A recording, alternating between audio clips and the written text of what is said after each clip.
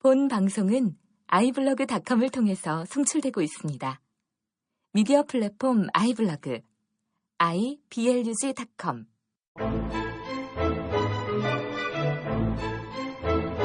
안녕하세요. 내가 목사다.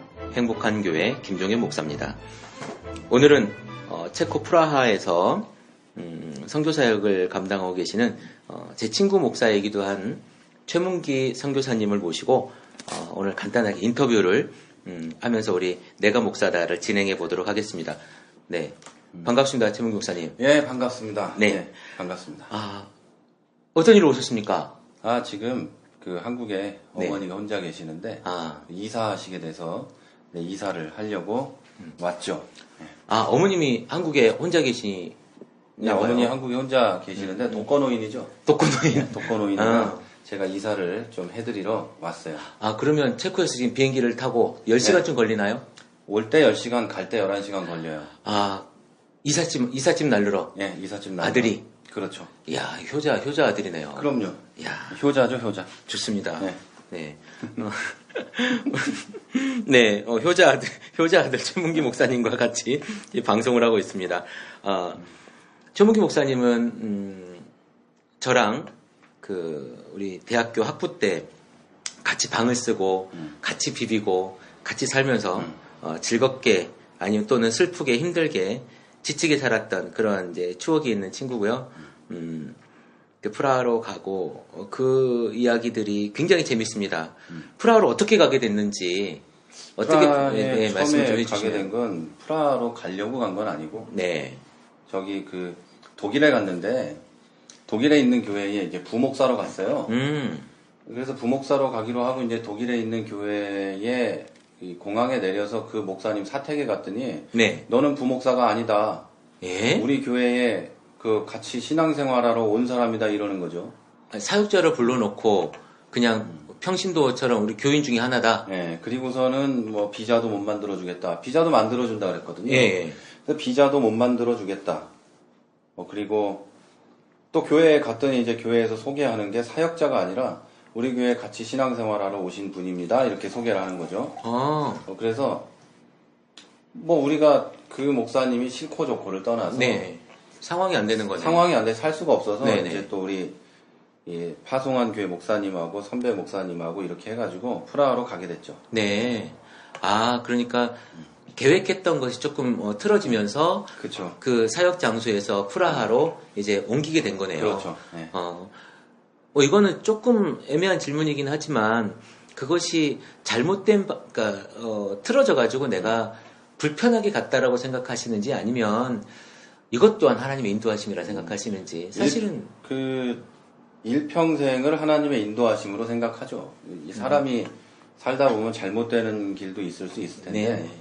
사망의 음침한 골짜기를 가도 어차피 하나님의 인도하시는 거니까 음침한 골짜기는 뭐 하나님 인도 아니고 저기 뭐 내가 잘 나가면 하나님 인도고 네. 그런 거는 목사의 자세도 아닐 뿐 아니라 그리스도인도 아니죠. 예, 제가 아주 우문현답을 해주셔서 네, 그렇습니다. 불쾌할 수 있는 상황에서 일단 의지할 분은 또 하나님밖에 안 계셨을 거고 그런 은혜 가운데 지금까지 잘 하고 계신 걸로 제가 알고 있습니다. 그러면 이제 체코에 있으니까 체코는 또 굉장히 유명한 관광지 아닙니까? 그렇죠. 한국 사람들이 유럽 생각하면 파리, 체코, 로마 뭐 이 정도 생각할 정도로 아주 유명한 곳인데 그 중에 체코의 프라하라는 도시는 어떤 도시인지 잠깐 설명을 해주면 좋을 것 같아요. 그렇죠. 이제 저한테도 이 사람 저 사람들이 프라하는 어떠냐 이렇게 물어볼 때 네. 아무래도 저도 한국 사람이니까 네. 프라하에 대한 설명을 숫자로 해요. 일단은 숫자. 그러니까 인구가 몇 명이고 네, 이러는데 인구가 한 110만 정도 되고 그리고 그 사람들의 체코 사람들의 국민 소득은 한 2만 불 정도 되고 2만 불. 그리고 기독교가 그렇게 많지 않고 교회는 카톨릭 교회들이 몇 개 많지만 네.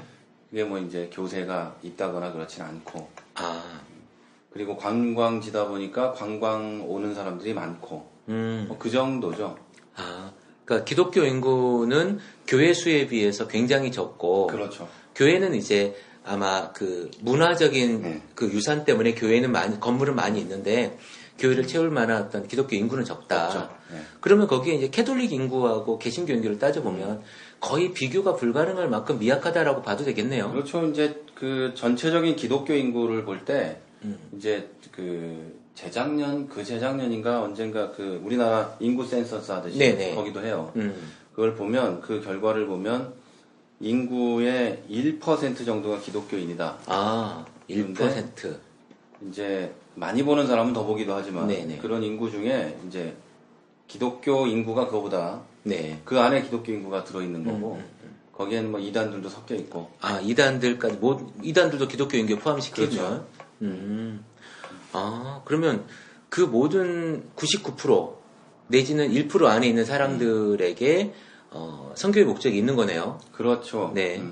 그런데 이제 이 사람들이 교회를 떠난 게 자기들이 신앙이 떨어져서 떠났다기보다는 그 유럽의 체코는 굉장히 강대국들 사이에 껴있는 게다가 서유럽과 동유럽을 이어주는 중간에 껴있기 때문에 네. 말하자면 지리적으로 보면 우리나라랑 비슷하죠. 그래서 전 국민이 교회를 다녔잖아요. 유럽은 옛날에. 그렇죠. 전 국민이 교회를 다녔을 때 이 사람들이 받은 상처가 있는 거예요. 아, 나는 예수를 계속 믿는데 네. 심지어는 개신교라고 하는 애들하고 네. 카톨릭이라고 하는 애들하고 피 터지게 싸우는데 나만 죽어나가는 거지. 그렇죠. 교황도 안 죽고 다 안 죽는데 나만 네. 죽는 거잖아요. 내 내 땅에서 전쟁하고 맞아요. 내 자식들이 나가 죽고 내가 나가 죽고 이러는 거지. 슬픈 거네요. 슬픈 현실이네. 그죠? 그게 계속되고 오고 1, 2차 대전이 지나고 계속돼가지고 지금까지 왔는데 네. 공산주의가 됐을 때 내가 예수 믿는다고 얻은 게 하나도 없거든. 아, 나 예수 믿는데 잡아 죽이려고 그러고 나라를 도망가서 자유진영 국가에 가서 살아야만 했고. 내 땅을 버려야 되는. 그렇죠. 우리 교회에 지금 재정을 해주시는 회계사가 있어요. 체코분이. 네네. 이제 거기 유럽에는 이제 재정도 회계사를 예. 통해서 다 정리를 안 하면 안 그렇게 되니까. 되는군요. 재정이 공개가 돼야 되고 투명하게. 교단이 다 알아야 되고 나라에서 봤을 때 재정이 잘 관리가 안 됐으면 문제가 되니까 이걸 하는 분의 이제 그분도 할머니가 다 되셨는데 이분의 아버지, 어머니, 오빠 전부 스위스에 가서 살다가 왔어야 됐어요. 아, 공산주의 기간. 나라를 버리고 갔다가 그러니까 망명 생활하다 돌아와야 신앙을 되는 거예요. 지키기 위해서 음. 할 수 없이 그런 생활을 한 분들이 많다는 거죠. 아. 그러니까 이 사람들은 교회가 나한테 해준 게 없어요. 아. 유럽의 대부분의 약소국의 국민들은 교회가 나한테 해준 게 없어요. 이 사람들은 종교를 뭘 믿어도 그놈이에요. 아, 그냥 삶의 일부분이거나 그렇죠. 아니면 아무것도 아니거나 나한테 해준 게 없거든요. 해준 게 없으니까. 한국의 기독교는 기독교가 부흥하면서 국가가 부흥했기 때문에 그렇지. 그 소위 부흥이라는 걸 통해서 내가 겪은 교회가 나한테 해준 게 있거든요. 있다고 느껴질 수 있는 거죠. 그렇죠. 네. 근데 그 사람들은 교회가 나한테 해준 게 없어요. 육체적으로. 천국에 갔나 안 갔나는 모르겠지만 육체적으로 나한테 교회가 해준 게 없는 사람들이기 때문에 실질적 혜택이 없으니까. 너 예수 믿어라 그러면 비웃는 거죠. 왜? 왜? 내가 무슨 도움 받겠다고. 그렇죠. 그 미국 선교사나 한국 선교사들이 가서 이제 하는 말은 이제 가난한 나라에 가서 하는 말은 예수 믿고 우리가 부자 된 걸 보여주잖아요. 말은 그렇게 안 해도 보여주잖아요. 대부분이 그렇죠. 근데 얘들은 안 그래요. 아. 복지가 잘 돼 있고요. 유럽은 아, 복지가 잘 돼 있으니까. 할 수 있는 게 없어요. 야, 너 예수 믿어라. 웃죠. 왜? 그것도 노란 애가 와서 예수 믿으라 그러면 백인들이 뭐 이렇게 우리 같은 아시안들을 그죠. 그 높이 보는 경향이 아니니까. 그런 거라기보다는 이제 우리나라에 저기 그 하얀 백인들이 와서 또는 흑인들이 와서 머리 밀고 스님이 되잖아요. 그리고 와가지고 나보고 절에 가자 그러는 거지. 그러면 그 뭐라고 해야 되죠? 문화적 이질감? 웃기잖아요. 그렇죠. 걔들도 나를 웃기는 거지. 내가. 아. 그런 거예요. 인종적인 그런 느낌이라기보다 왜 그 백인들이 승복 입고 네. 그 조개종 옷 입고 목탁 두드리고 있으면 웃기는 것처럼. 그렇지. 아, 그러니까 이게 어떻게 보면 자기 문화라는 거지. 그렇죠. 자기 문화인데 그러니까 자기가 지금 믿고 안 믿고는 중요한 게 아니라 얘네가 와서 이방인들이 우리 메인 민족에게 그렇죠. 믿어라라고 한다는 게 웃기다라는 거지. 웃기는 거지. 말하자면 나는 모태신앙이거든요. 네. 예. 모태신앙이라도 내가 불교에 대해서 걔보다 잘한다고 생각하는 거예요. 네네. 그렇죠. 하얀 스님보단 내가 잘하는 것 같은데 음. 제가 나한테 와서 절에 가자 그러는 거지. 아, 맞아. 웃긴다는 웃기죠. 거죠. 말도 안 그러니까 되지. 그 사람들이 받아들일 때는 우습게 여기는 거고 아. 심지어 제가 속한 교단의 목사님들한테 체코인들의 선교에 관한 얘기를 하면 너희들이 해줄 일은 아시아인들하고 또 집시들하고 가난한 자들을 위한 어떤 것들을 해주면 좋겠다. 아, 우리들에 대한 이야기는 우리들이 할 테니까. 그렇죠. 니네 민족이나 아니면은 너희 민족보다 조금 더 못한 사람들에게 너희들이 베풀거나 아니면 만져줘서 그 사람들에 대한 관심을 좀 가져줘라. 그렇죠. 근데 그것도 못하거나 비슷하거나 이런 느낌이 아니고 그 사람들한테 그 사람들이 가지고 있는 그 문화적인 차이에 대한 이해가 있는 거죠. 자기들이 베트남 사람한테 가서 전도하는 것보다는 너희들이 문화적으로 이해할 수 있으니까 비슷한 문화적인 그렇게 하는 게 좋지 않겠냐. 그런 얘기하는 거죠. 그러니까 문화적으로 이쪽으로 확 들어와서 불편하게 힘들게 하지 말고 문화적인 어떤 친근감이 있는 그 민족들에게 어차피 섞여서 있는 것이니까 너희들 좀 그쪽을 감당해주면 좋겠다라고. 그렇죠. 그러면 얘기. 지금 거기서 사역하는 분들이 많으실 거 아니에요. 여러분들이 계시고 뭐 한인 사역하시는 분도 계실 거고 아니면 또 이제 현지인 사역하시는 분도 계실 텐데 현지인 사역하시는 분들 중에 이렇게 급작스럽게 덤비는 분들이 분명히 계실 거라는 생각이 들어요. 그런 일도 있지 않을까요? 이 교단적인 차원에서 네. 교단에서 보낸 분들은 그렇게 하질 않죠. 와가지고 언어 공부를 몇 년 해야 되는 것도 있는 것 같고. 거기 어떤 시스템이 있으니까. 그렇죠. 현지인 사역을 시도를 하는데 이 체코가 아주 동유럽의 그 좀 더 가난한 나라들하고는 차이가 있어요. 조금 더 나은가요? 그렇죠. 그래서 이분들한테 고아원에 가서 뭘 준다거나 그래도 이 사람들이 생각할 때는 내가 왜 쟤들한테 국가의 지원이 충분히 있을 뿐 아니라 그러니까 유럽의 국가들은 국가가 아이들을 책임져서 교육을 시키고 양육하는 시스템이기 때문에 그렇죠. 조금 더 가난한 나라들과는 차이가 있는 거예요. 그래서 그곳에 가서 교회가 재정을 부담해서 아이들을 양육해주고 하는 것을 이 사람들은 그렇게 필요가 없는 거예요. 별로 반가워할 필요가 아니라 그냥 의미가 없는 이야기들인 거네요. 해주면 좋기는 할 수도 있겠지만 그게 의미가 없는 거예요. 굳이 이 사람은. 안 해도 되는 그렇죠. 그래서 이 한인 선교사들이 그런 식의 접근은 안 해요. 무리하게 접근하지는 않고. 무리하게 접근하는 사람은 없어요. 아직까지. 그러면 지금 선교사님 사역은 어떻게 진행을 하고 계시는지 지금은 사역 소개를 좀 해주면 좋겠어요. 지금은 일단은 이제 한 5년 전에 2009년에 이제 교회를 시작했어요. 한인 교회를 시작해서 그 교회를 이제 지금 5년쯤 됐고 그래서 우리 교회 이름은 더 채플이에요. 더 채플? 교회 이름. 그럼 그냥 교회네요. 그냥 교회. 네, 교회 이름이 없죠. 그냥 교회네요. 뭔가 이제 부르긴 해야 되는데 사람들이 그래서 우리 교회 안에서도 교회 이름을 잘 못 불러요. 그냥 교회니까. 이름이 없으니까. 그래서 뭐 더 채플 교회 이렇게 부르는데 교회인 거지. 그렇지. 말풀이를 하면. 그래서 지금 체코 안에 그리고 한국에도 우리 교회를 부르는 이름이 다 달라요. 그래서 한국 이름으로는 본교회, 뿌리 본자를 써서 본교회인데 또 이제 부르는 사람들이 불편해하죠. 그치, 본교회가 뭐냐? 뭔지 잘 모르니까. 근데 이제 그 예수님이 세우시려고 했던 근본적인 교회, 그거를 얘기를 하고 싶은 건데 이제 원래 뜻이 예수님이 말씀하고 세우신 그렇죠. 그 교회. 그렇죠. 그래서 더 채플인 건데.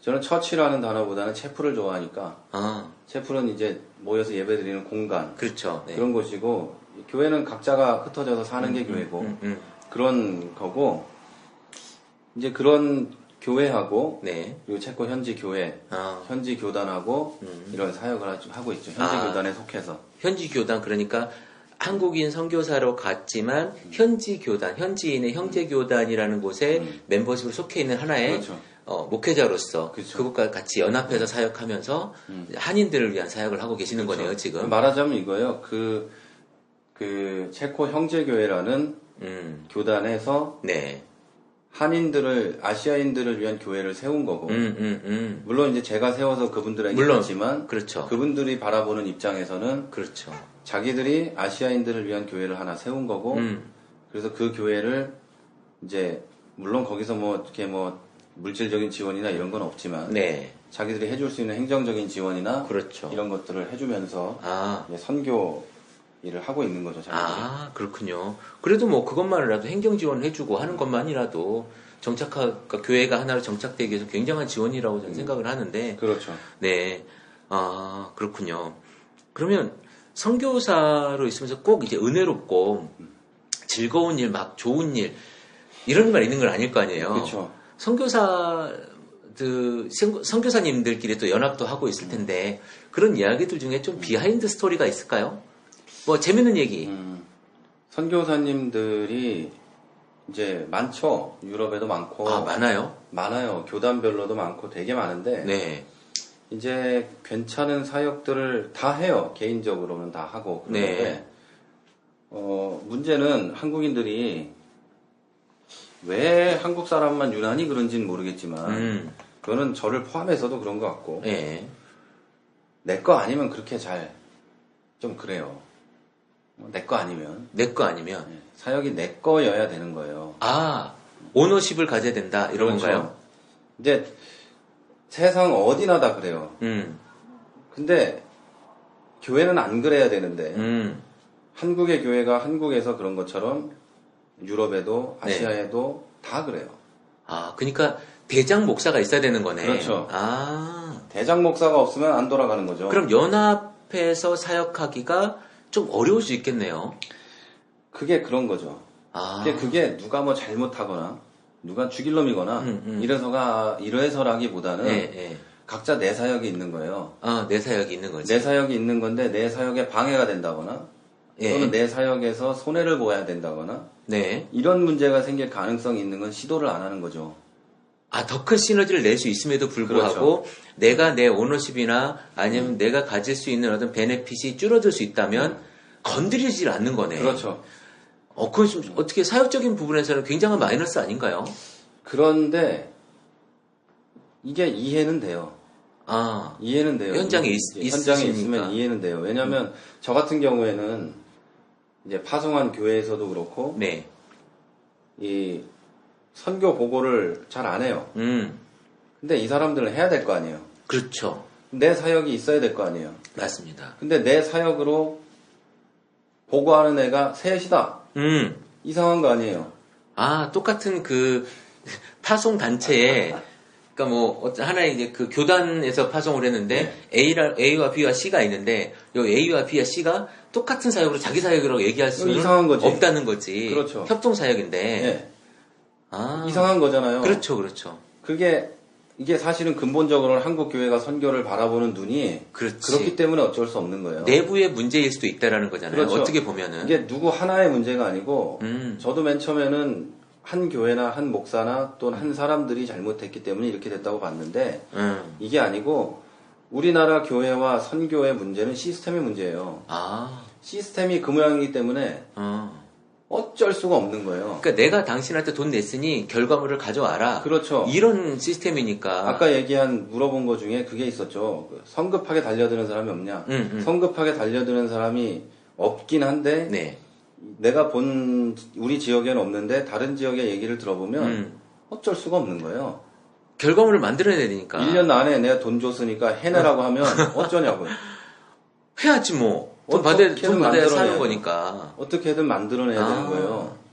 그러니까 협력을 하고 싶어도 할 수 없고. 아, 그러겠네. 근데 연합으로 우리가 이제 프라하나 체코의 선교사님들이 하고 목사님들이 다 모여서 한 달에 한 번씩 모여서 밥도 먹고 교제도 하고 다 좋은데 다 해요. 근데 이걸 통해서 뭘 만들진 못하는 거지. 아, 자기 사역들을 만들어내야 되니까 연합할 그렇죠. 수가 없겠네. 이게 이 사람들의 이기심이라기보다는 그걸로 치부해버리기에는 이게 너무 어렵다는 거죠. 아, 그 한 사람의 개인의 문제가 아니라 전체 선교 시스템의 문제이기 때문에 그렇죠. 선교사들 한 사람 한 사람에게 책임을 묻기는 어렵죠. 너무 큰 일이다. 무슨 뭐 한 몇만 명 되는 한국에 한 200만 되는 교단에서 보냈는데 200만 되는 교단에서 보낸 사람도 거기선 한 명이에요. 그렇죠. 그 사람이 뭘 할 수 있는 게 없다고요. 나 보낸 교회 말 잘 듣는 거 말고는.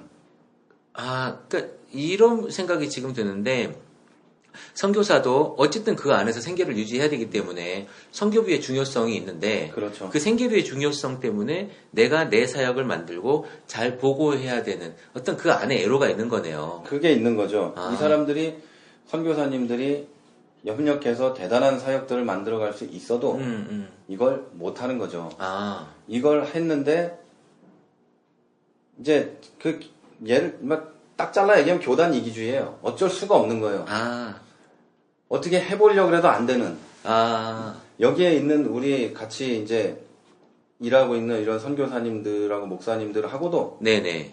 하고 싶어도 안 되는. 아, 이 사람들도 다 원해도 원하더라도 하고 싶어도 못하는. 힘든 일이 되는군요. 이게 그렇죠. 이제 해봐야 긍정적인 효과보다는 서로 간에 힘든 일만 되기 때문에 그렇죠. 서로 손을 안 대려고 하는군요. 어차피 뭐 글쎄 이제 사명을 가지고 가신 분들이지만 또 힘든 일이 있으면 또 어려우니까. 지금 저는 그 옆에 있는 가까운 교회 이제 그분은 다른 교단 선교사님 목사님인데 네네. 그분하고 같이 3년 4년째 청년들을 모아서 아, 청년들 이제 영 크리스천 오브 프라하 맞나 모르겠다. 영 크리스천 오브 프라하. 예. 그러면 프라하의 젊은 사람, 젊은 기독교인 뭐 이렇게 모아서 같이 찬양 집회를 해요. 아, 찬양 집회. 이제 이거가 계속 진행하면서 어려운 일도 있었는데 네네. 계속 진행하는 이유는 뭐냐면 이게 상징적인 일이 되는 것도 있어요. 아, 상징이라고 하는 건 그 우리가- 지역에서 교회들이 연합해서 음. 선교사가 연합해서 사역을 진행했다는 아, 상징적인 거. 연합 사역이 지금 이루어진 거네. 그렇죠. 이런 연합 사역을 진행하고 부흥회가 있으면 같이 하고 이런 것들을 해가는 것이 네. 굉장한 상징성을 가지고 있는 거죠. 아, 그러니까 지금까지는 연합 사역이 너무 힘들고 시너지도 나지 않고 거기다가 이제 내 개인 사역이 망가지기 때문에 네. 거기에 사실은 한 줄 쓰기가 어렵죠. 내 그쵸. 사역 보고서에. 근데 이번에 이런 사역 같은 경우는 그런 걸 다 배제하고 정말 건강한 사역으로 우리가 연합 사역을 하고 있다. 그렇죠. 그분하고 이제 밖에서 바라봤을 때는 그분하고 저하고 서로 조금씩 손해보고 있는 거죠. 아, 그렇죠. 그러니까 서로한테 아마도 이걸 왜 하냐 그런단 말이죠. 맞아요. 그런데도 계속 하는 거죠. 네. 왜냐하면 상징적이니까. 그리고 맞습니다. 하나님의 영광을 위해서는 음. 우리가 연합해서 할 수밖에 없으니까 하고 있는 거예요. 그 사명감 가지고 지금 하고 계시는 거군요. 네. 아, 굉장히 들어보니까 굉장히 중요한 사역인 것 그렇죠. 같죠. 3년째면 꽤 오래 하고 있는 것 같은데. 우리 선교사님이 음악적인 달란트가 굉장하시죠? 제가 뭐 대단한데 대단한데 이제 거기서 이제 한국을 떠난 지 오래돼서 네. 뭘 이렇게 잘할 수 있는 게 없어졌어요 많이. 아, 그래서 거기서 이제 찬양 인도하고 네. 뭐 기도회 인도하고 아, 이제 그런 거 하는 거죠 거기서. 아. 이제 그리고 그 목사님하고 저하고 한 명씩 돌아가면서 예, 선교하고. 예, 예. 아, 그러니까 찬양 집회를 하는 거네요. 그렇죠. 뉴스 찬양 집회 뭐 이 정도로 생각하면 예. 될까요? 그러면 공간은 지금 그 모이는 공간은 뭐 한 교회에서 모이는 게 아니라 외부에서 모이나요? 지금 그 모임은 네. 현지 교회를 빌려서 아, 다른 교회를 빌려서. 우리 교회 말고 이제 그 목사님 교회를 빌려서 아, 그 교회에서 하고 있죠. 아, 왜냐하면 접근성이 좀 좋아요. 아, 그 교회가. 교통이. 어차피 교회들 자체가 지금 목사님네 교회도 그 현지 교회를 빌려서 사용하고 계시잖아요. 그렇죠. 그러니까 대부분의 교회가 현지 교회를 빌려서 사용하고 자기 교회를 가진 교회도 있지만 예. 그러나 이제 그 연합 사역하시는 그 교회가 조금 더 접근성이 좋으니까 그 교회에서 그렇죠. 들어보니까 굉장히 훌륭하고 중요한 사역인 것 같아요. 왔다가 거기에서 예술도 영접하는 그런 일도 일어나고 그럴 것 같고 예. 그냥 이제 뭐 우리가 찬양하고 뭐 설교 듣고 하는 사역이 아니라 영접 사역도 하나요? 영접 사역이라면 누군가를 이렇게 그렇죠. 이렇게 새로운 신자들이거나 아니면은 이제 프라하로 유학 오는 친구들도 있을 거고 예수를 모르는 친구들도 이제 데리고 손잡고 올 수 있을 그럼 텐데. 그 집회에서 그렇죠. 저는 영접 기도를 싫어해요. 아, 그래요. 영접 기도로 구원받는다는 생각을 전혀 안 하거든요. 그리고 영접 기도가 미국과 한국의 교회를 말아먹었다. 아, 확신하거든요. 그렇게. 교인 수 늘리는 데는 일조했지만. 확신하거든요. 근데 맨날 나가서 마약이나 먹고 이제 우리나라 말고 미국에 예를 들자면 이런 네네. 예가 실제로 있었어요. 네. 어렸을 때 얘가 8살 때 썬데이 스쿨에서 그거 한 거예요. 영접 기도 목사님하고. 그 이후로 10대 때 방황을 하면서 교회를 간 적이 한 번도 없어요. 마약에 뭐 온갖 나쁜 짓을 다 하면서 동네 불황아처럼 인간 말종으로 살다가 네. 어느 날 마약 중독으로 사고 쳐가지고 죽었어요. 네네. 목사님이 장례식에 이렇게 하는 거죠. 우리 형제 예를 들면 네. 데이비드 형제가 어렸을 때 8살 때 영접 기도를 했고 천국에 있는 줄 믿습니다. 모든 친구들이 와서 예배 드리는데 다 약쟁이인 거지. 장례식이니까 왔는데 그렇지. 다 약쟁인 거예요. 엄마 아빠 이제 부모 형제 뭐 친지들 와서 있는데 아멘 하는 거죠. 걔가 천국 갔겠냐고. 글쎄 뭐 그 제 소관이 아니라 그 제 소관이 아닌데 예수를 믿으면 삶의 변화가 있어야 되는데 그렇죠. 안 변했어요. 안 믿은 거다. 영접기도 하나만으로 믿을 수 있는 게 아니라는 거죠. 제가 생각하는 건 영접 기도를 안 해도 믿을 애는 믿는 거고 그렇지. 영접 기도를 해도 안 믿을 애는 안 믿는 건데 영접 기도를 하고 믿는 사람도 있습니다만 그렇죠. 영접 기도가 구원의 표는 아니다. 꼭 믿음의 통로는 아니다. 난 그렇게 보는 거예요. 영접 기도가 구원의 표는 아니다. 근데 영접 기도를 해서 네. 구원의 표라고 믿고 사는 애들이 네. 많잖아요. 많죠. 수도 없잖아요. 그럼요. 이거는 문제가 있는 거예요. 그래서 저는 교회에 처음 온 사람들을 네. 이제 체코 형제교회의 방식인데 네. 처음 오면 걔는 손님이에요. 그냥 손님이고 게스트고. 교회에 온 거지 예배 드린 건 아니잖아요. 그렇죠. 예배 드리는 곳에 앉아 있던 거지 예배 드린 건 아니에요. 하나님을 안 믿는데 무슨 예배를 드려요? 그렇죠.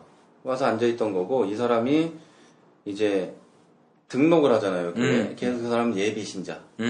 성도 성도가 되기 위한 예비 작업을 하는 사람. 예. 그래서 그때부터 이제 새신자 공부를 하고 새롭게 태어날 수 있는 이런 방향들을 제시하고 하는 거죠. 그 다음에 이 사람이 네.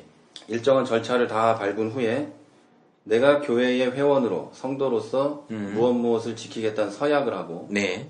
침례를 받고 그때부터 교회 회원이에요. 이게 형제교회가 주장하는 바고. 네, 어떤 절차를 잘 진행하고 그렇죠. 따라왔을 때. 그렇죠. 그거를 자기가 예수를 믿는다는 결단과 예수를 진짜 믿어야 되는 거죠. 네네. 그쵸. 그 후에 회원이 되는 거예요. 그러니까 멤버십이라고 하는 것을 그냥 단순히 영접 기도를 했다고 해서 되는 것이 아니라 그냥 믿음의 절차를 잘 거치고 그리고 정말 믿었다고 확신하고 있을 때 그렇죠. 멤버십이 중요한 거지 하나의 형식 자체가 중요한 건 아니다. 교회에 나왔고 영접 기도를 하고 싶어 한다고 해서 영접 기도를 제가 해줬어요. 네네. 그렇다고 해서 저는 이제 한 번 그걸 해준 적이 있어요. 교회에 네네. 어떤 그 여행하러 온 사람인데 자기가 이 전도를 한 애들이랑 같이 온 거죠. 예. 이 애들이 영접 기도를 받고 싶어 하는 거예요. 한국에는 자기들이 워낙 큰 교회 가서 해줄 사람이 없는 거지. 네. 그러니까 온 김에 이제 해달라고 해서 해주면서도 그렇게 말을 했어요. 네. 영접 기도 못하는 목사가 어디 있겠어요. 그렇죠. 해주는데 네. 하면서 그렇게 얘기한 거죠.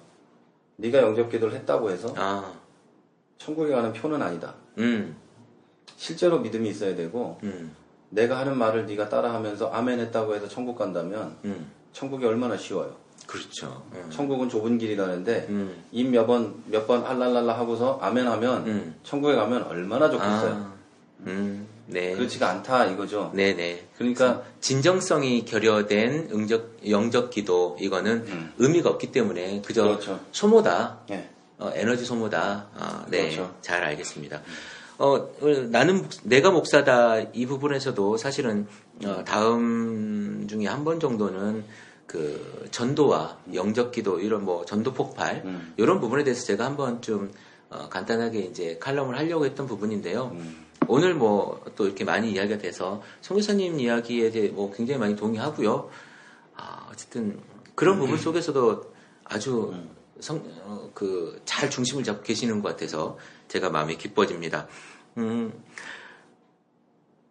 선교사로 있으면서 지금 5년이면 짧은 시간도 아니죠. 짧은 시간이 아닌데. 간 거는 7년. 간 거는 7년. 그죠.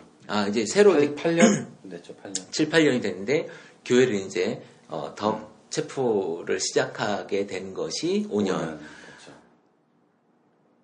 재밌었던 일이 뭐가 있었을까요?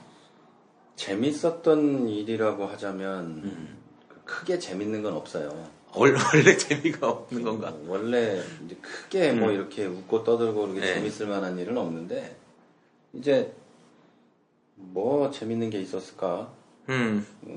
우리 이제 뭐 없네요. 재밌는 게. 재밌는 게 없어요? 재미없게 사시는 거 재밌는 게 없네. 어, 뭐가 있을까요? 재밌는 게. 뭐 새로운 교인이 왔을 때도 그냥 맹맹하고, 저는 사실은 새로운 교인이 와도 예. 그렇게 반가워하거나, 아니 반갑지. 예, 예. 반가운데 예. 이제 우리 교회 그 정서상, 제 스타일이 예. 내 스타일이 원래 예배 시간 전에는 아무하고도 말을 안 해요. 아무하고도 말을 안 해서 카리스마 넘치는 목사님이시구만. 기분 나빠서 가는 사람도 있어요. 그래요? 목사가 인사도 안 한다고. 목사가 인사도 안 한다고. 네. 그리고 우리 교인들도 네. 예배 시간 전에 그렇게 떠들지 않아요. 좀 이렇게, 좀 숙연하다고 해야 되나? 뭐 그런 분위기? 좀 분위기가 좀 이렇게 탁 가라앉아 있는 이런 분위기? 차분한 거죠. 네, 네. 가라앉아 있다 그러면 좀 그렇고 차분하게 앉아서 네. 기도를 준비하고. 있어요. 그리고 예배가 끝나면 이제 다 즐겁게 얘기하고 네네. 이제 그러면서 이제 음식도 나눠 먹고 그렇게 하는데 그리고 우리 교회는 새로운 사람을 소개 안 해요. 소개 안 해요? 예. 일어나서 뭐 박수, 그러니까 환영 인사를 안 한다는 거죠? 이런 걸 안 해요. 그래요? 좀 서운할 수 있겠다. 그 이름도 사람 안 물어봐. 이름도 안 물어보고. 왜냐면 그것이 교회 선택이나 또는 신앙을 갖는데 네. 예를 들면 뭐 딱 잘라서 말하긴 그렇지만 그것이 교회 선택의 척도가 된다면 목사가 와서 인사하는 게 척도가 된다거나 성도가 나를 손잡아 주는 게 척도가 된다거나 예배 전에 네. 그렇다면 그건 좀 문제가 있는 거죠. 그건 뭐 그 사람의 어떤 기본적인 소양이겠지만 뭐 대우받는 곳으로서의 교회로 가는 건 뭐 의미가 없다고 봐야 되겠죠. 그럼요, 그렇죠. 예수와 함께 이제 구원에 대한 의미로 교회를 만나야 되는 건데 근데 네. 사실 많은 사람들이 그렇게 만나요. 대우받고 싶고 프로그램에 참여하고 싶고 일예로 제가 어제 들었던 이야기 중에 뭐 어느 교회라고 얘기하지 않겠습니다만은 그 교회 멤버십이 갖고 싶어서 저기 그 큰 교회 그거 뭐 지구를 뭐 이렇게 하는 교회 있잖아요. 네. 멤버십이 갖고 싶어서 하시는 분들을 위해 서울에도 큰 교회를 하나 이제 세우시겠다고 하시는 분도 계시고 실제로 제가 아는 분 중에 한 분은 강릉에서 이건 제가 말씀드릴게요. 명성교회까지 다니시는 분이 계세요. 새벽 기도를. 수원에서 가는 사람도 있고 그 교회 많이 들었어요. 그래서 그 멤버십이 얼마나 어떻게 그 사람의 삶에 유용할지는 제가 모르겠습니다만은 그런 것 때문에 대우와 프로그램 그리고 나 명성교회 다녀 나 어떤 교회 다녀 이런 것들이 그 사람의 명함의 한 줄을 만들어주는 것처럼 그런 또 한국 세태가 있는 것 같아요. 네, 안타깝긴 맞습니다. 합니다. 손님들 많이 오죠? 교회에 예배드리러 오는 사람들이 있죠. 네, 아니 뭐 한국에서 관광객 손님들 오죠. 네. 교회로 오기도 하고 그렇죠. 또 직접 연락해서 또 가이드를 해달라고 하는 사람도 있습니까? 있죠, 가끔. 그래요? 뭐 그게 무례하게 요구하는 사람은 저한테는 없었고 네. 이제 뭐 한국에서 이제 신학교 교수님이 네네. 이제 종교개혁지를 네네. 돌아보시면서 오셨는데 네. 원래 컨택했던 교회가 네. 배를 쬐어요. 배를 쬐다는 건 못하겠다. 나는 못하겠다. 못하겠다. 그래서 저한테 급히 연락이 와서 네, 제가 프라하에 있는 그런 얀 후스의 흔적이나 네. 이런 데를 안내해 준 적은 있죠. 네. 방금 야누스 말씀을 하셨는데 사실은 우리가 뭐 칼빈이나 루터나 이런 사람들은 아는데 네. 야누스나 또 이제 위클리프 같은 사람 우리가 잘 모르지 않습니까? 야누스를 프라하에 있으니까 네. 잠깐 짧게 소개를 한다면 야누스에 대해서 저도 잘 몰라요. 잘 모르는데 이제 네. 아는 거 네, 짧게 소개를 얘기하자면 하는데. 야누스는 그 루터의 종교개혁보다 한 100년 좀 전에 개혁을 시도했고 실제로 어느 정도까지 성과를 이루었던 분이에요. 그리고 체코의 가장 좋은 대학이고 가장 네. 유서가 깊은 대학인 이제 까를 대학교 있어요. 까를 대학교. 그럼 영어로 하면 찰스 대학이죠. 네네. 그 대학의 신학부 아, 교수로 계셨고 네. 그 대학 교회에서 사역을 하시던 분이에요. 음. 근데 이분이 이제 그 종교 개혁을 하시면서 이제 한 거는 이제 성찬할 때 분잔을 네. 주장하셨고 아. 근데 카톨릭에 가면 그 신부님만 드시잖아요. 그렇죠.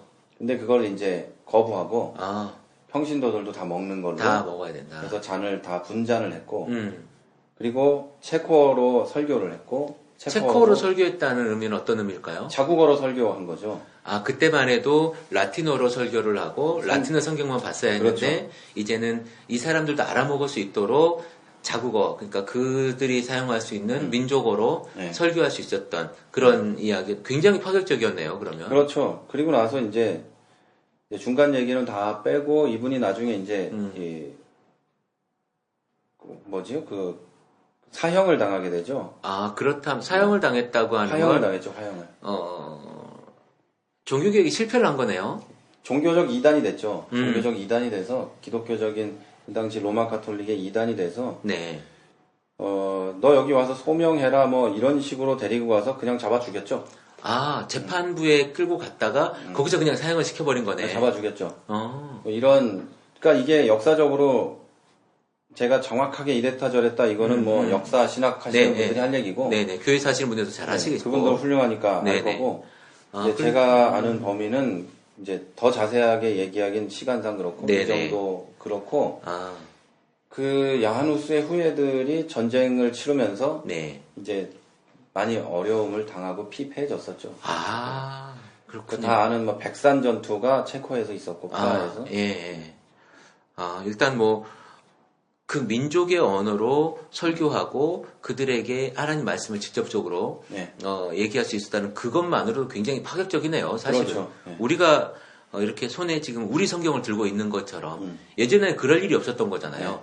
근데 우리가 우리 성경을 들고 있는 그 일을 시초를 만들었던 분이네요, 야누스가. 그렇죠. 옛날에는 사실 그 중세 유럽에는 성경이 교회마다 없었어요. 그러니까요. 성경 한 권이 한 1억씩 했기 때문에 그러니까. 그 당시 이게 가치로 네네.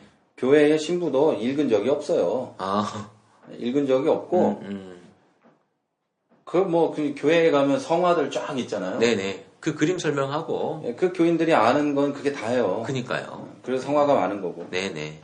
아, 저도 프라하에 가서 그 야누스가 화형을 당했던 장소에 제가 사진을 한번 찍은 적이 있었는데, 그렇군요. 그런 또 역사적 배경이 있는 아주 유서 깊은 도시. 야누스는 거기서 화형을 안 당했어요. 그래요? 저한테 그렇게 얘기를. 야누스의 그 따르던 사람들이 아, 거기서. 그랬군요. 네. 어찌됐든 야누스 이름이 겹쳐지는 맞아요, 곳에서. 맞아요. 네네. 좋습니다. 이제 시간이 좀 많이 지나서, 아웃리치, 그러니까 단기 선교라고 하죠. 네. 단기 선교 오시는 분들이 종종 있는 걸로 제가 아는데, 그분들이 긍정적인 면도 분명히 있겠지만, 오시는 분들이, 제발 요것만 안 했으면 좋겠다. 안 오면 돼요. 안 오면 아니, 돼요. 안 오는 거 말고 이제 가는데, 가야 되는 상황이고 이렇게 가는데, 안 오면 된다니까. 아예 프라하는 안 갔으면 좋겠다. 아니, 전 세계로 안 가면 돼요. 아, 전 세계로. 네. 아웃리치, 단기 선교 가는 것이 일단 선교지에 굉장히 불편하다. 불편한 게 아니라 부정적이죠. 아, 부정적이다. 어떤 것이 부정적일까요? 아웃리치라는 것은 네. 특별히 단기 선교라는 건 제가 볼 때는 단기 선교 오는 사람들에게 긍정적이죠. 제가 이해가 잘 안 돼요. 단기 선교를 오는 사람들은 비전을 가질 수도 있고 단기 선교를 오는 사람들은 이제 선교지에 대한 어떤 그 마음을 가지고 기도할 네네. 수도 있고. 네네. 근데 선교지는 그렇지 않아요. 아, 선교지에 아웃리치에 오는 사람들이 오면 음, 현실과 이상한 괴리가 있기 때문에 그렇죠. 그 사람들 위한 준비를 해야 돼요. 아, 세팅을 해야 되는데 손님 세팅을 맞을 준비를 없는 역량에서도. 그럼요. 사단장 오는 거랑 똑같은 거예요.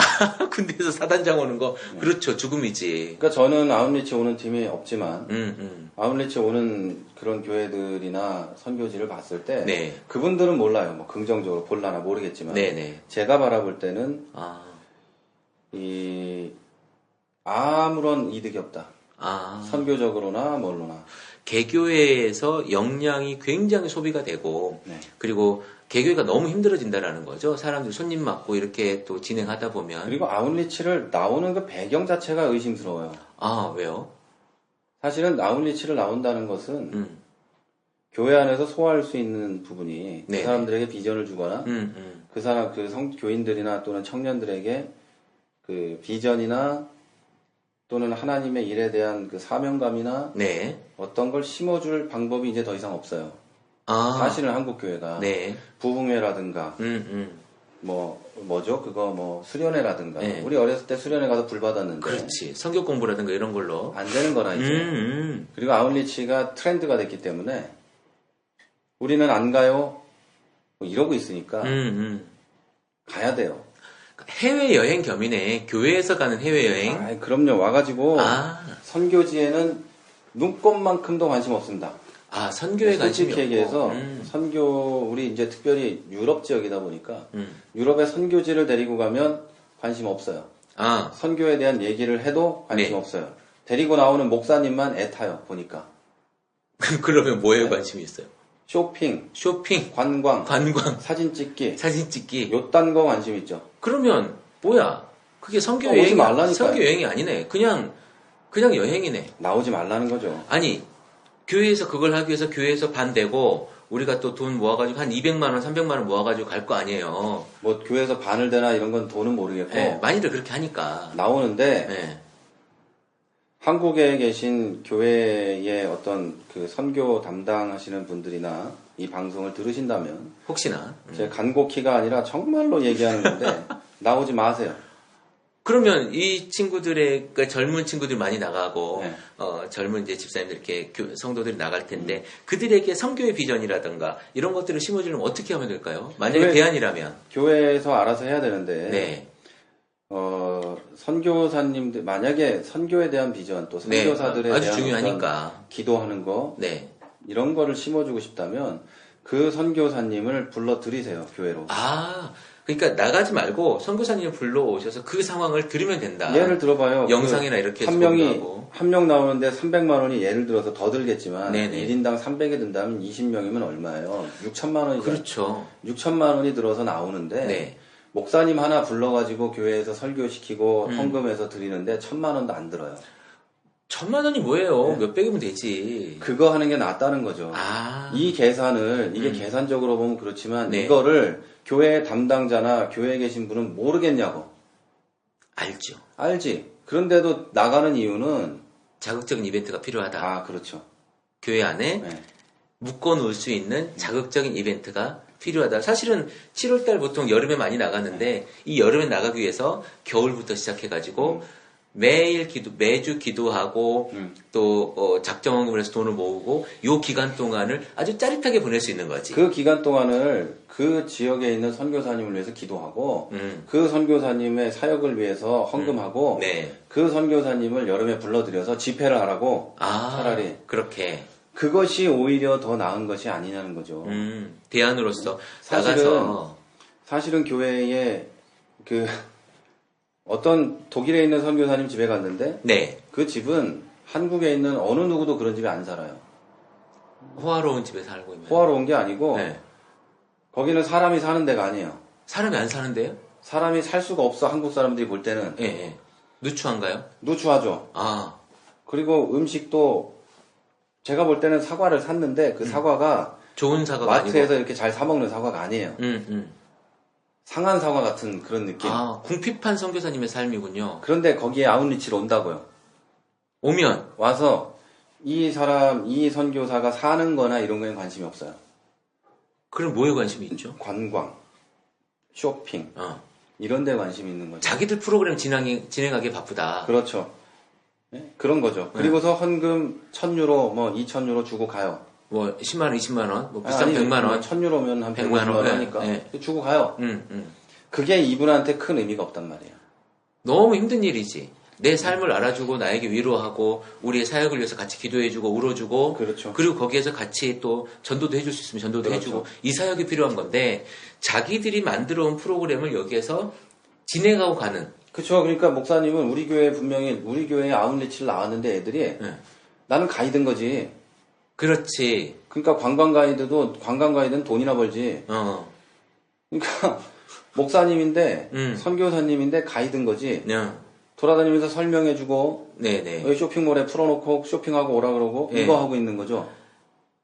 지금 제가 듣기엔 굉장히 비참한데요? 그리고서는 돈 주고 가는 거지. 뭐 헌금이라고 치지만 그런 거예요. 그러니까 네. 그 나오지 말고 교회에 앉아서 기도하라고요. 돈 안 보내도 되니까 기도하고 그 목사님의 기도하고. 그렇죠. 그 사역에 진심으로 관심을 갖고. 많이들 그렇게 나가는 걸 봤고, 저 또한 제가 부교육자였을 때, 몽골로 선교여행을, 그러니까 아웃리치를 갔어요. 일주일 동안.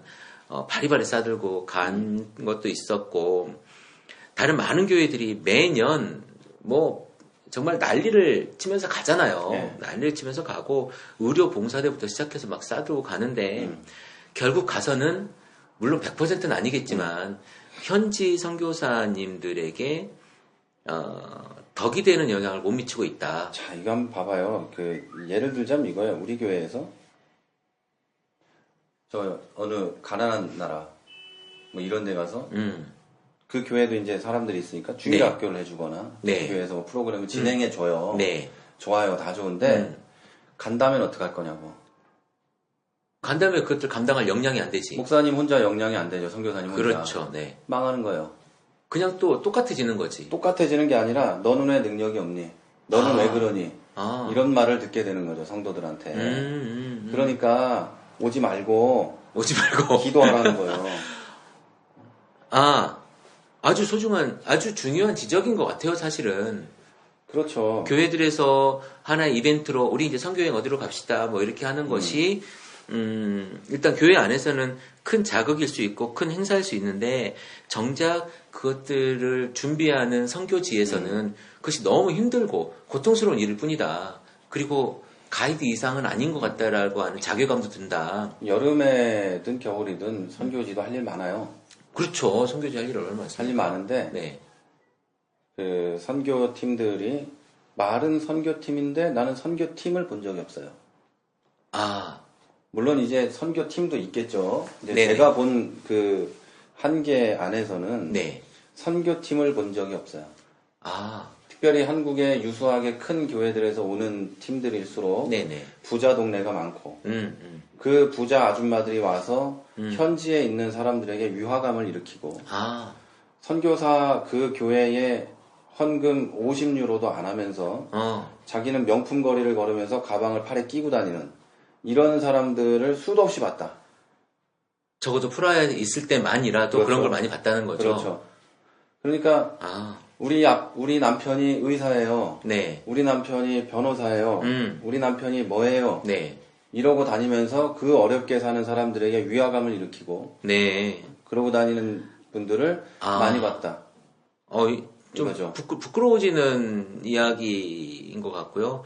한국 교회에서 어떻게 보면 폭력을 행사하고 있는 듯한 느낌이 그렇죠. 깡패죠, 깡패. 네, 좀 들어서 어쨌든 현지 선교사님들에 대해서 우리가 조금 더 배려하고 기도하는 마음이 더 필요한 것 같다라는 생각을 해봅니다. 그렇죠. 네.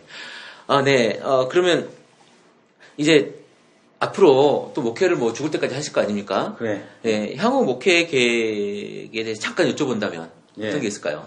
계획은 사실 없어요. 계획은 없어요. 계획은 없고 네. 이게 진행해 가는 방향으로 이제 가는 건데 사실은 그 할 수 있는 일들이 특별히 많지는 않아요. 네. 체코라는 곳에서 사역을 하고 있는데 네네. 거기서 이제 해 나가는 일들은 있어요. 예. 그래서 이제 그 크게 본다면 양국에 우리나라와 체코에. 체코와 양국 교회에 협력을 할 수 있는 길을 트고 지금은 그럼 협력의 길이 없나요?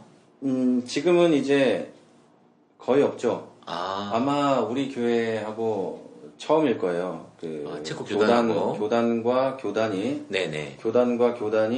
협약서를 쓰고 양쪽 교단에서 사인을 해서 네네. 이 양쪽 교회가 선교사가 왔을 때 네. 또는 양쪽 교회 목회자들이 서로 왔을 때 네. 이런 협력하고 도울 수 있는 길을 열고 아, 그리고 이건 이미 돼 있고 네네. 그리고 이걸 토대로 해서 이제 체코에 있는 형제교회 신학교와 이제 한국에 있는 신학교의 학문적인 교류, 그리고 인적 교류, 이런 사업들을 진행을 지금 해가고 있어요. 근데 가시적으로 드러날 수 있는 그런 거는 아직 성과가 크게는 없다. 이제 지금 준비 단계에 있으니까 상호간에 동의는 이미 이루어졌는데 이제 나라가 멀고, 그렇지. 특별히 교회들과 또 이런 데서 하는 일이다 보니 시간이 걸리고 그러는 거죠. 준비한 건 한 3년 전부터 진행을 하고 있어요. 네네. 하고 있는데 이 진행이 이제 결과물을 맺을 때가 거의 와 가는데 이제 결과물을 만들어 내는 일이 남은 거죠. 지금 그러니까 각국 양국 간의 어떤 선교적인 어떤 큰 틀 속에서 협력하고, 그래서 체코라고 하는 나라에 대해서 선교적인 어떤 그 틀을 맺기 위해서 협약부터가 중요한데 지금 이제 그런 협약들을 준비하고 있는 중간에 역할을 하고 계시는 거네요. 교단적인 협약은 2009년 이미 했고, 그래서 그걸 토대로 저도 이제 그 교단의 목사로 등록이 돼 있는 거고, 대신 이제 양쪽 학교 간의 협약은 이제 진행을 해가고 있는데 이게 이제 어떻게 진행을 해갈 수 있을지. 교단 간의 협약에서 이제 학교 간의 어떤 지원 협약으로 그렇죠. 그렇게 진행을 하시겠다. 굉장히 중요한 어떤 그 교육적인 협력 사역이 되겠네요. 그렇죠. 사실은 이제 신학교 측면에서는 우리나라 신학교들이 특별히 우리 침신대뿐 아니라 다른 신학교들도 관심을 가지고 지원을 해야 될 문제가 있고, 그렇죠. 거기는 신학교가 워낙에 약하기 때문에 신학생 한 명이 한 달을 생활하는데 우리 돈으로 한 10만 원이면 생활할 수 있어요. 그래요? 그러니까 가난하게 사는 거죠. 아주 정말 궁핍하게 생활만 하는 거네요. 그렇죠. 신학교에 갔는데, 신학교는 물론 이제 학비는 돈 내지 않지만 대학이 다 무료니까 어차피. 그렇죠. 돈은 내지 않지만 생활은 해야 되잖아요. 그렇죠. 그래서 교회에서 걔들한테 10만 원에서 20만 원을 주면 그 학생이 일을 안 하고 공부만 할 수 있는 거예요. 그래서 우리 교회에서도 우리 교회 차원에서 교단에다가 이렇게 신학교 헌금이나 이런 걸 하고 있는데, 교단에서 이제 총회장 되시는 목사님이 얘기는 신학교하고 직접 컨택을 해서 신학교의 학생들한테 직접 주는 것도 좋지 않겠느냐. 그런 얘기를 하고 있고. 그래서 우리 교회 선교 헌금을 좀 해서 올해부터는 그런, 이제 한국에서 또는 미국에서 그렇게 하라고 보내는 헌금이 있어요. 그건 그렇게 하고 있고, 우리 교회에서도 그렇게 할 수 있는 그런 걸 지금 찾아가고 있는 거죠. 그러니까 궁극적으로는 그 체코에 내가 직접 못한다면 체코의 목회자를 키워서, 그래서 체코에 더 많은 그 목회자들로 하여금 이제 복음을 전파할 수 있도록 하는 사역을 준비하고 계시는 거네요. 그렇죠. 굉장히 크고 아주 깊은 사역이라고 생각이 되는데, 어쨌든 우리 행복한 교회에서도 그 사역이 잘 될 수 있도록 기도하겠습니다. 고맙습니다. 어쨌든 오늘 먼 길이죠. 10시간 비행기를 타고 오셔서 어제 이사하시는 일도 하셨을 텐데 오늘 너무 감사하고요. 우리 이제 내가 목사다를 들으시는 분들도 체코에 있는 더 채플 그 교회, 본 교회를 위해서 기도해 주시면 감사하겠습니다. 오늘 감사했습니다. 최명기 선교사님. 감사합니다. 고맙습니다.